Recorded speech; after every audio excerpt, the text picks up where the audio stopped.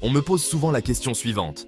Je suis un enfant d'anciens combattants, puis-je avoir la nationalité française? D'abord, il faut savoir que la question de l'acquisition de la nationalité française pour les descendants d'anciens combattants est complexe et dépend de plusieurs facteurs. Selon les informations disponibles, être l'enfant d'un ancien combattant de l'armée française n'ouvre pas automatiquement le droit à la naturalisation ou à un titre de séjour en France. Cependant, il existe des exceptions et des conditions spécifiques qui peuvent s'appliquer dans certains cas. Pour les anciens combattants eux-mêmes, il est possible d'obtenir une carte de résident ou même la nationalité française sous certaines conditions, comme avoir servi dans une unité combattante de l'armée française ou d'une armée alliée, ou avoir été blessé en mission au cours d'un engagement opérationnel. En ce qui concerne les enfants d'anciens combattants, la situation est différente. La législation française ne prévoit pas un droit automatique au séjour ou à la nationalité française pour les descendants d'anciens combattants. Néanmoins, il peut y avoir des cas particuliers où la naturalisation est envisageable. Par exemple, sur proposition du ministre de la Défense pour l'orphelin d'un militaire décédé en mission au cours d'un engagement opérationnel. Il est important de noter que chaque situation est unique et doit être examinée individuellement.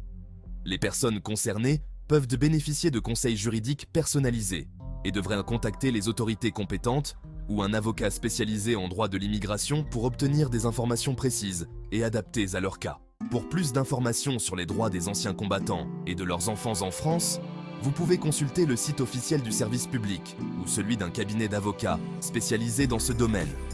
Ces ressources peuvent fournir des orientations générales et des détails sur les démarches à suivre pour ceux qui cherchent à comprendre leurs droits et les possibilités qui s'offrent à eux en matière de séjour et de nationalité française.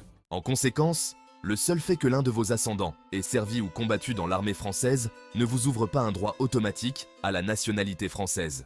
Au Consulat général de France, on vous dira que pour être naturalisé français, il faut, premièrement, résider en France à la date de la signature du décret de naturalisation, conformément à l'article 21-16 du Code civil, et deuxièmement, justifier d'une résidence habituelle en France pendant les 5 années qui précèdent le dépôt de la demande, conformément à l'article 21-17 du Code civil. Si cette seconde condition est supprimée pour l'étranger qui a effectivement accompli des services militaires dans une unité de l'armée française, ou qui, en temps de guerre, a contracté un engagement volontaire dans les armées françaises ou alliées, il demeure impératif de justifier d'une résidence stable et durable en France à la date de la signature du décret de naturalisation.